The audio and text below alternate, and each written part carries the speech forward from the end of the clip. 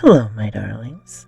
Madam Raven here with another collected tale by Gelfwyn. This is number 5 for those keeping track.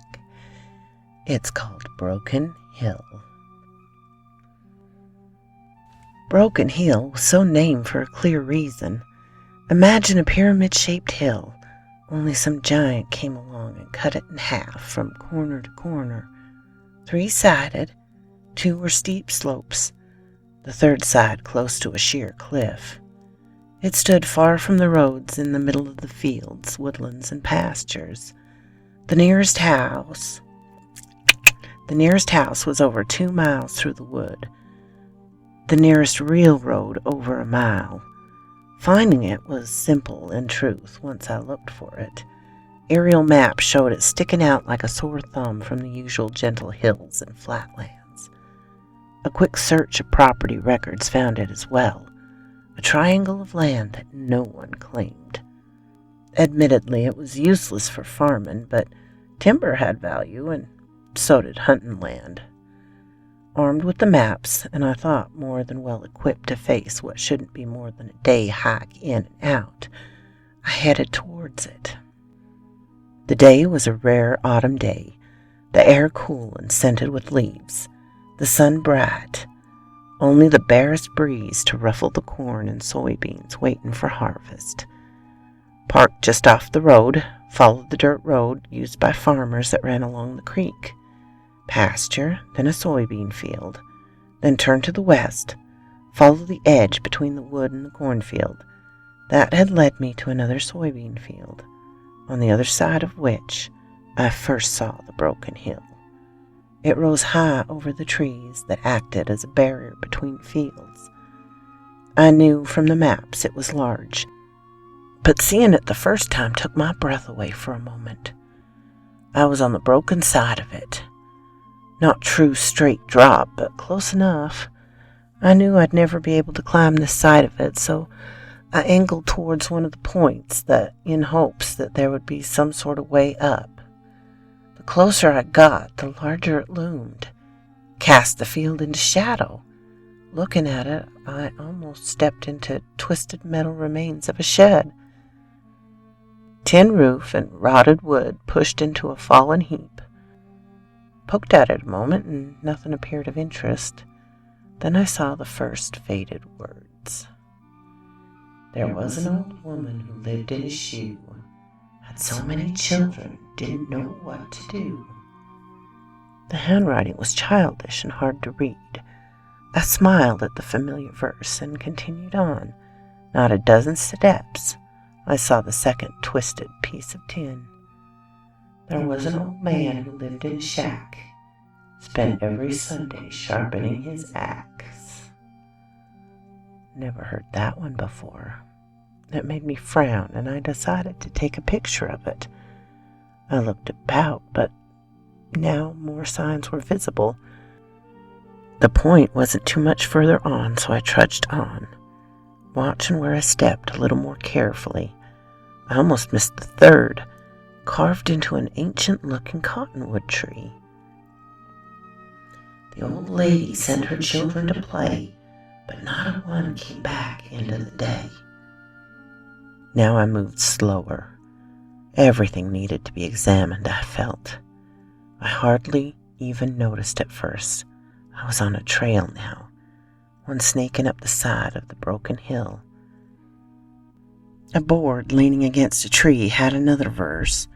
The old man had such a dreadful sin, he think no one knows where he's been.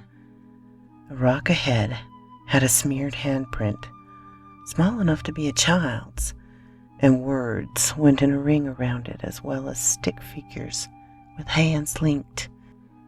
I was reminded of children's first attempt at drawing their family. Mom, I guess, was the biggest with a skirt, then 6 more going down in size. An illustration for the newest verse. The old woman went up a broken hill, her children to call, only to see them lined up far below, from tall to small. I continued to the top. The leaves were thinned enough by autumn winds to let me have a breathtaking view of 3 sides: the rolling farmland, golden colors of harvest, bright reds and yellows of maples, dusty reds of oaks. This view was worth the climb. I forgot the mystery of the strange verses, still thinking them some childish prank. I looked down at the field and I saw her. Just a little thing, standing there on the path I had just climbed up. Where were her parents? Who would let a child that young wander alone? I could see no one, not on the slopes, not in the fields. She stared at me with a blank expression, eyes as blue as robin's eggs, hair the white blonde of too much sun, skin brown as a nut from the same sun. Cheap jeans and a t-shirt featuring a Disney character from a few years ago, a snowman come to life. Could not remember its name. I started toward her slowly, not wanting her to suddenly become frightened and run, possibly fall down the steep side. "Hey there, little one. How'd you get up here?" She tilted her head to one side, studying me. Then she started speaking, almost singing, soft with a lisp from the 2 missing front teeth. "The old man had a bloody secret to keep, and knows his crop will be hell to reap." With that, she turned and ran off down the trail. I tried to catch her, but she was gone, vanished. After frantic searching, I half ran back to my car. As soon as I got somewhere with a decent signal, I called the police.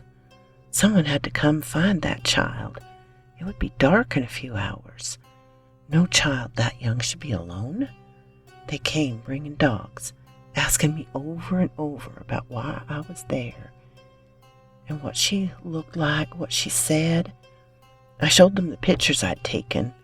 In each there was a child, boys, girls, some older, one much younger. Half hidden in the background of every picture I'd taken that day were children. The officers looked pale and sick. Then one of the older ones said I had probably had a prank played on me by a group, calling his men to come back and head off. "I'll find their parents and let them know it isn't nice to scare strangers.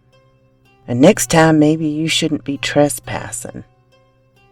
I saw one of the middle-aged officers lingeringly look at me with a horror in his eyes.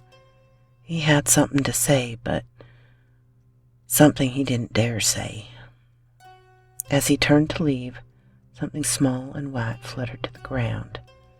A business card with a name on it, the local precinct numbers, and scrawled quickly on the back, 7 numbers. So quoth this raven.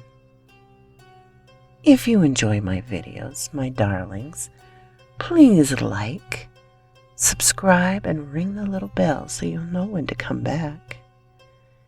And if you leave a comment, I will be sure and reply.